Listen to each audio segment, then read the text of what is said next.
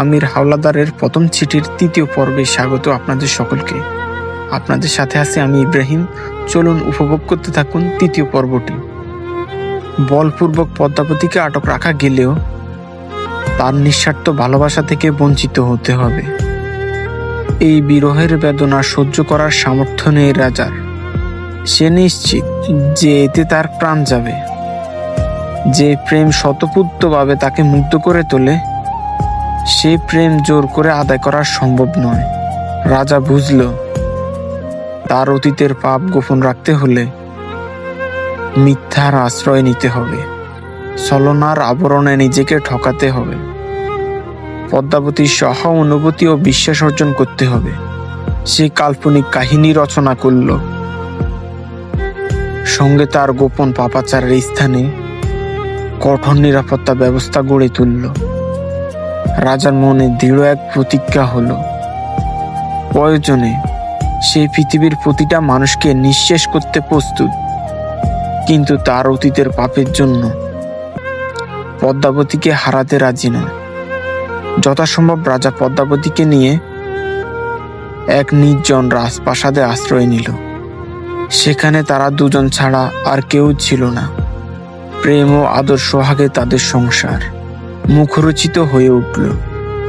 রাজার সমস্ত মনোযোগ একমাত্র পদ্মাবতীতে। অন্য কোনো নারীর প্রতি তার আর আকর্ষণ রইল না। প্রতিটি মুহূর্তে এসে পদ্মাবতীকে নতুন নতুন অনুভব করতে লাগলো। নারীর আসক্তি চিরতরে তাকে ত্যাগ করল, কিন্তু তার অতীতের কুকর্ম মুছে গেল না। সৎকর্মের আড়ালে অসৎ ব্যবসা তখনও অব্যাহত ছিল। মাঝে মধ্যে রাজা মনে এক আশঙ্কা জাগত, পদ্মাবতী হয়তো সব জেনে ফেলবে। রাজা সব ধরনের প্রতিবন্ধকতা সৃষ্টি করল, যাতে পদ্মাবতী সত্যটা উদ্ঘাটন করতে না পারে। তাই পদ্মাবতী সেই বাধাগুলো অতিক্রম করে গভীর সন্ধানে পৌঁছাতে পারল না। সেই ভালোবাসার মায়াজালে আবদ্ধ রইল। ১.৫ বছর পর তাদের সংসার আলোকিত হলো এক রাজকুমারীর আগমনে। রাজকুমারী ছিল মায়ের মতো রূপবতী। আকাশে একটা চাঁদ উঠলেও রাজার জীবনে আকাশে উদিত হলো 2টো চাঁদ। ছোট রাজকুমারীকে দেখে রাজার হৃদয় স্পন্দিত হলো। দ্বিতীয়বারের মতো সে কোনো নারীর প্রতি গভীর অনুরাগ অনুভব করল। তার প্রথম প্রেম ছিল তার মাতা, দ্বিতীয় প্রেম ছিল তার পত্নী, আর এখন তৃতীয় প্রেম তার কন্যা।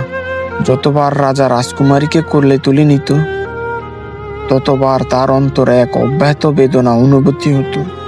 বারবার মনে হতো তার জীবনের সংসার কি একটু সহজ স্বাভাবিক হতে পারত না। এই চিন্তায় রাজার অবৈধ কার্যকলাপে বাধা সৃষ্টি করল। সে ক্রমশ বেমুনা হয়ে পড়ল। তার সহযোগী উদ্বিগ্ন হয়ে উঠল। কাজের প্রতি তার উদাসীনতা তাদের ক্ষুব্ধ করে তুলল। পুরনো ক্ষোভের বংশগত হয়ে তারা রাজার দুর্বল স্থান লক্ষ্য করে আঘাত আনে।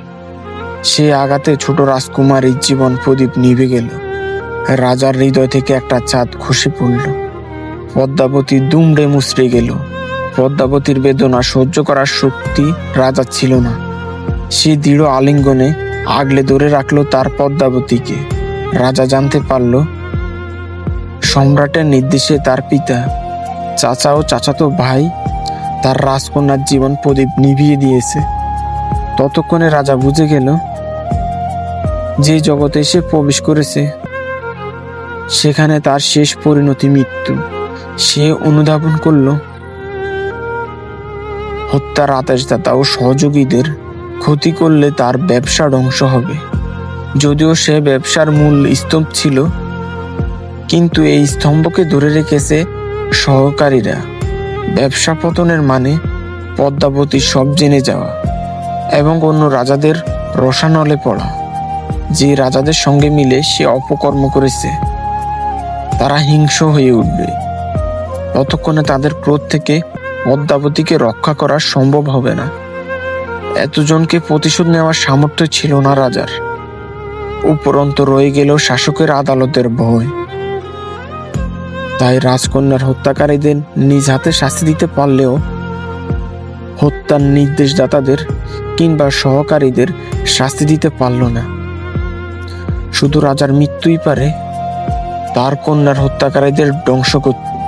রাজা তো নিজেকে নিজে বলে দিতে চায় না, সে পদ্মাবতীর সঙ্গে দীর্ঘ জীবন কাটাতে চায়।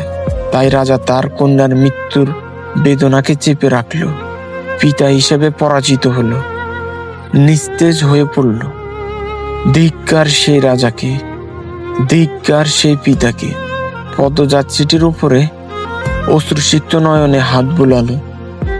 যতক্ষণ সে প্রথম বাস্তব রূপ কথা পড়ছিল, চিঠিতে শুকনো রক্ত লেগেছিল। আমিরের শরীরে পাওয়া গিয়েছিল নানান ধরনের আঘাতের চিহ্ন, অগণিত কামড়ের দাগ, চাবুকের আঘাতের দাগ, ছুরির আঘাতের দাগ। শেষ দিনগুলোতে এসে নিজেকে আঘাত করেছে, নিজেকে রক্তাক্ত করে একাকী আর্তনাদ করেছে পাতালপুরীতে। পদ্মজাত চোখে জল মুছতে মুছতে দ্বিতীয় চিঠিটি পড়তে শুরু করলো। এই ছিল আমির হাওলাদারের প্রথম চিঠি। এতদিন ধরে আমি ইব্রাহিমের কণ্ঠে শুনেছিলেন প্রথম পর্ব। ইনশাআল্লাহ খুব শীঘ্রই দ্বিতীয় পর্বটিও পেয়ে যাবেন আপনারা। সে পর্যন্ত আমার জন্য দোয়া করবেন। ভালো থাকবেন সবাই। আজকের মতো বিদায়।